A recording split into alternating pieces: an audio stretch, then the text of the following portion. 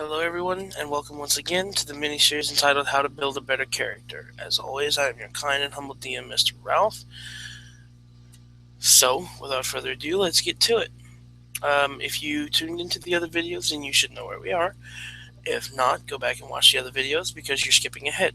You shouldn't do that. You'll have no idea what we're going to be looking at. For those of you who have done your homework and watched the other videos, let's go ahead and get started. If you've been following along, you should have a player's character sheet already kind of filled out. If not, if you've just been watching, that's perfectly fine. Just make sure you're taking notes. So, here is our character. If you'll see, we've already kind of got everything filled out. We're just missing a few key points here. So since we've chosen a fighter, he's only got the one sheet. He won't have the extra sheets, which are spellcasting sheets. He doesn't need those. He's a fighter. So, what do we do now? Well, the next step in the character creation process is actually going to be finishing filling this out. Features and traits, or as they're more popularly known, feats. Okay? Now, at first level, you get one feat. I know. But that's all you really need at first level. So what feat do we take? There are literally dozens of feats. They cover everything from boosting your defense, to giving you extra attack, to even allowing you to cast magic, certain magics. So what feat are we going to take? Well, we have to kind of go through the list. Okay? I'm not going to go completely over the list with you. That is going to take way too long. But we're going to kind of generalize it. We're mainly going to cover feats that are important to attackers or fighting classes. Okay? Or the fighter class, I should say. So, what feats pertain specifically to them? Well, your fighters are going to be your first line of defense in any party. So they should have things or feats that will allow them to do that job better. Such as there's a feat called Alert, always on lookout for danger. Right? So what you do is, or what this feat gives you is, it gives you a +5 bonus to initiative. You cannot be surprised while you are conscious, and other creatures will not gain advantage on attack rolls against you as a result from being hidden. So let's translate that into English. Basically what it means is because you are alert, because you have this feat, you cannot be surprised. You are always the first to react, and you notice people who try to hide from you. That's basically what that gives you. Well, that's all good and fine, but in battle, which is where a fighter shines, doesn't really give you that much. Yeah, +5 to initiative, but you're still going to get to go. The order in which you go might not be that important. So we're going to pass over that one. Then you have Athlete. Well, what does that do? You have undergone extensive physical training to gain the following benefits. You can increase your strength or dexterity score by 1. When you are prone, standing up only uses 5 feet of your movement rather than your entire movement. Well, that's pretty good. As a fighter, you want to be on your feet, and strength is very important to you. But we're only first level. Okay? Giving us a +1 to strength is not really going to do all that much. And as you can see, our strength is 17. Now, bumping it up to 18 would give us a 4 modifier. But I think there's probably a better feat we can pick, so we're going to keep on moving. Okay? Then the next feat that's probably going to be important to a fighter is the Charger feat, which basically says that when you use your movement to run, you get a bonus action to make an attack, or you can shove a creature. So what does that mean? Well, if you move at least 10 feet in a straight line immediately before taking this bonus action, you gain a +5 to the attack's damage roll. So basically this means that when you charge, you get +5 to your damage roll. Okay? or you can push the target up to 10 feet away. Normally with a charge, you couldn't push the target. Okay? But this gives you the ability to shove the target. Now, if we were a great weapon fighter, I'd say this would be an amazing feat to take. But we're not. We're a defensive fighter. So we're going to keep looking. The next one that's probably going to pertain to a fighter is going to be defensive duelist. Now, this requires that you have a dexterity of 13 or higher. It's one of the first feats that do require a prerequisite, which if you notice, hey, we have a 13 dexterity, so we qualify. What does it do? Well, when you're wielding a finesse weapon in which you are proficient with, and another creature hits you with a melee attack, you can make an immediate reaction and add your proficiency bonus to your AC, potentially causing the attack to miss you. Well, hey, that's awesome. We get a buff to our AC? Hey, that's great, but wait a minute. We already have our proficiency bonuses in our AC because we're proficient with armors. So we're not really going to need this, so we're going to keep moving. And then you got dual wielder. Again, that's pretty self-explanatory. It just allows you to wield two weapons without any penalties. So being a defensive fighter, we have a shield. So we're not going to need that. We're not dual wielding. The next one's probably going to be durable. Well, what does durable do? Hardy and resilient, you can increase your con score by 1. And when you roll a hit die to regain hit points, the minimum number of hit points you regain from it is twice your con modifier. Minimum of 2. Again, yeah, increase the con is great, but our current con score is 15. Bumping it up is not going to increase our modifier, so don't really need that. So we're going to pass over durable as well. Next one's going to be grappler. Basically, it just says that you have advantage on attack rolls against creatures that you're grabbing.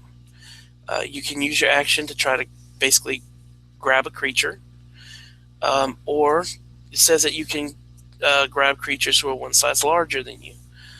Well, that's good, but again, we're holding a shield. We're not really going to be able to grapple, so we're going to pass that one over. And then there's Great Weapon Master.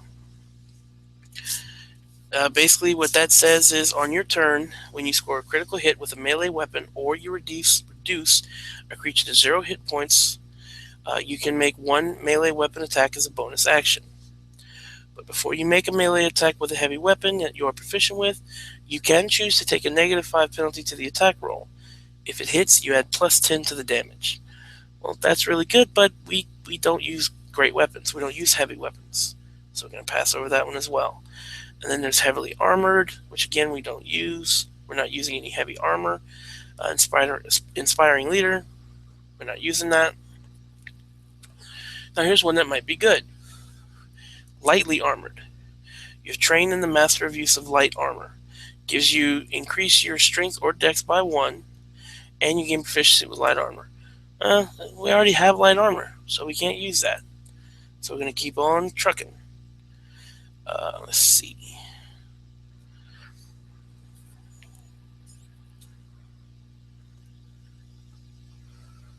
Just kind of, at this point, I mean, there's not a whole lot that we can use. So we're going to have to kind of choose a basic one. Okay? We can't cast rituals. Again, we're not, heavy attackers. We're defensive. So what can we do here? Well, there's Savage Attacker. Once per turn, when you roll damage for a melee weapon, you can re-roll the damage dice and use either total. Well, that seems pretty good. And then you also have Sentinel. You have mastered techniques to take advantage of every drop in an enemy's guard. When you hit a creature with an opportunity attack, the creature's speed becomes 0 for the rest of the turn. Well, that's pretty good. That can stop an enemy that you have that you get an opportunity attack against. That's pretty good. But I think there's something better. For example, there's Shield Master. Basically, that says that because we're wielding a shield, I think this one would be really good. Basically, it says if you attack, or if you take the attack action on your turn, You can use a bonus action to shove the creature 5 feet. Well, that's good. If you're incapacitated, you add your shield's AC bonus to any saving throw you make against a spell or harmful effects. Well, that's good too. If you're subject to an effect that allows you to make a dexterity saving throw to take only half damage, you can use your reaction to take no damage if you succeed on the saving throw. Hey, as a fighter, we're up close, we're personal, so mages from a distance can probably tear us up, because even if you succeed on a saving throw, you're still going to take some damage. So we're going to go ahead and choose Shield Master. Now, since we're a defensive fighter, we're going to need hit points. So another good feat to use in this case is going to be Tough. What that says is your hit point maximum increases by an amount equal to twice your level when you gain this feat. Whenever you gain a level thereafter, your hit point maximum increases by an additional 2 points. We need hit points, so bam, that's a good one. Not to mention, you can take this feat several times. So which one do we pick? Well, the good news is we don't have to pick just one. We can take both. And why is that? Well, because we're human. Humans get 2 feats at first level. So we are going to go with Shield Master and Tough. Okay.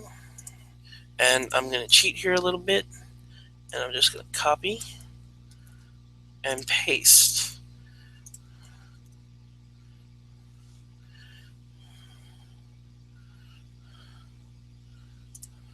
Gotta clean it up a little bit, so bear with me.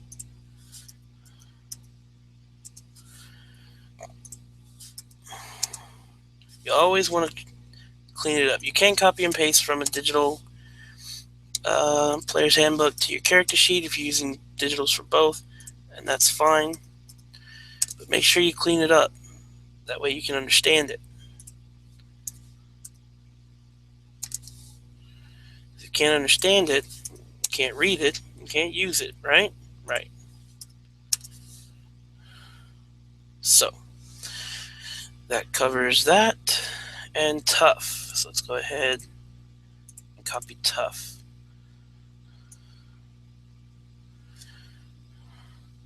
Now, once we copy it, we're also going to have to make the necessary changes to our character sheet. That's the second part of making a better character, making sure that when you take feats or skills or anything like that, you change your character sheet. Okay? Because if you don't change it, then you won't know what to do when the time comes, because you're not going to constantly be looking at your player's handbook. You're going to be looking at your character sheet. Okay? So we don't really have to worry about Shield Master because that only takes place during an attack.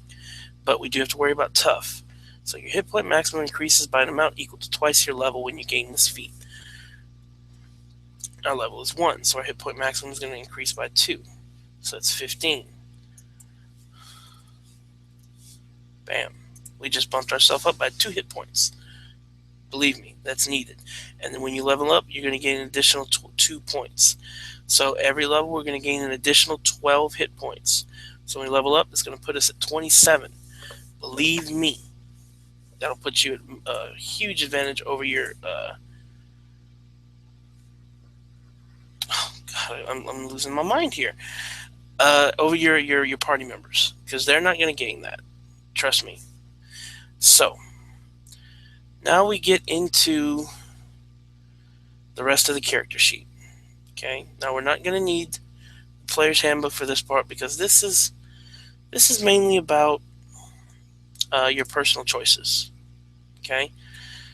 The rest of this is going to be filled in later. This especially, because at level 1 you don't pretty much gain nothing. And for Battle Master, we're going to put level 2, so that we don't think about it too much. So we have all this filled out. All this is done. We don't have to worry about this. So now comes the part that makes you a better character.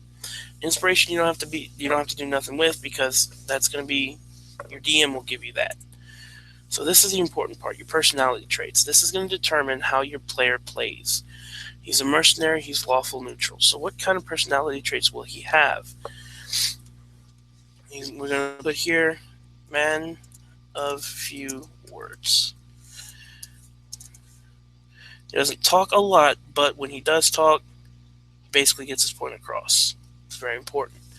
And another thing that I, stupidly forgot, um, I need to update now.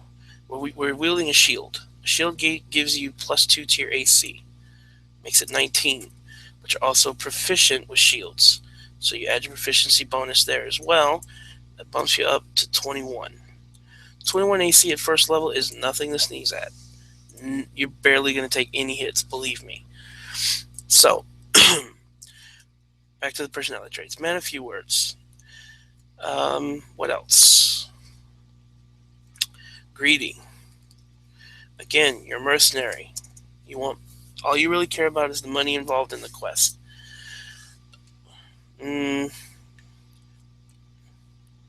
Let's say he's had a damaged past. Something occurred in his past that drove him to become a mercenary.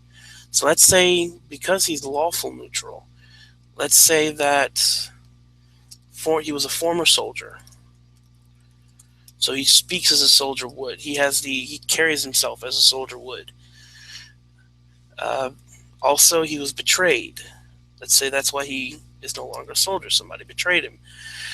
He's not quick to trust. Okay? So let's go ahead and leave that there for now. Ideals. Well, as a mercenary, you really want to have one ideal. Gold. Most important to you. Bonds. You're a mercenary. Bonds are for the weak. And flaws. Doesn't trust others easily. And greedy. Now this is like I said, once again, this is just a generalization. Okay, if I was making this character to play in a real game, all these would be a lot more detailed. Okay, and again, if you're writing out your character sheet, you can make them as detailed as you want. It will only help you build your character and help you role play that character. You'll have a better understanding. These won't come into play as of yet because, again, these are for combat. So, what else do we have to fill in? Well, nothing. If you see, all the spaces have stuff in them, except for temporary hit points. Go ahead and put 0. You're done. Well, almost done. This is the last part, your skills. Since you're not trained in any of these, and we've already filled out your train skills, well, now we just got to type in your modifiers. And this is simple. Just your modifier. It says wisdom, so this uses your wisdom modifier, which is 0. And int is 0. So all these are 0, so we're going to just go ahead and finish those up. Type in all the zeros, because we don't have any modifiers for them. Next is going to be strength. Our strength modifier is 3. So everything that uses strength, which I think that's it. Athletics. Yeah, I think that's it. It's the only thing that uses strength. Next is going to be dex, which is 2. And charisma is 1. So let's go ahead and do dex first. Dex 2. And dex 2, charisma 1, 1, 1. And that's that. This is now a completed character sheet. You don't have to fill these in because you're not proficient with them. You don't get any modifiers. But that's it. That's your character sheet. It's all done. So, what now? Well, now you play. Okay? Oh, well, I've also figured this out. After everything you've purchased, you only have 12 gold. And I promised you that I'd explain why I chose the Explorer's Pack. So let me go ahead and do that now. Your Explorer's Pack is going to have basic survival gear. It's going to have rope. It's going to have your grappling hook. It's going to have a thieves kit, only one, which disappears after use, but it's useful to have. It's also going to have things like flint and stone to start fires. It's going to have all the necessary things that you need to survive. That's why I always go with it. Also, that rope and grappling hook are really useful for getting out of traps. Okay? So, that's why I always go with the Explorer's Pack. And in the Player's Handbook, it gives you a better explanation of what comes in there. So please feel free to go over it. So with that being said, and that being pretty much it for our character sheet, everything's filled in, we will go ahead and end this one. And I'm going to go ahead and save it for you. And that way we can cover it again next week. Yes. Done. So, hope you enjoyed that. Now that our character sheet's filled in, what we're going to cover next is leveling up. Okay? A lot of people, and I mean a lot of people, they level up wrong. Okay? We're going to cover the proper way to level up. Okay? So we're going to cover that next week, and we'll also cover how to role play your character. So if you've been following along, you now have a completed character sheet. Okay? At this point, I want you to write your backstory. That's your homework till next week. Okay? Write your character sheet. Your backstory. Every good character needs a backstory.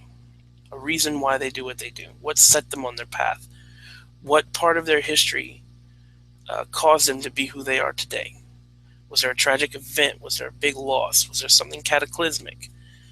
And the reason I'm telling you to do that is not only because it helps you roleplay your character better, and it gives your character more depth, but if you're playing with a good DM, they will use your backstory. Okay, they will include your backstory in the adventure that you're playing. And that is when it gets really fun, believe me. So, again, next week we're going to cover how to level up. We'll also go ahead and start making a magical character. We made a melee character. Melee characters are very easy. Magical characters, not so much, because you have a lot more to worry about. And we'll start going over that next week. So until then, ladies and gentlemen, as always, I'm your kind and humble DM, Mr. Ralph, and I look forward to seeing you in a week. Later.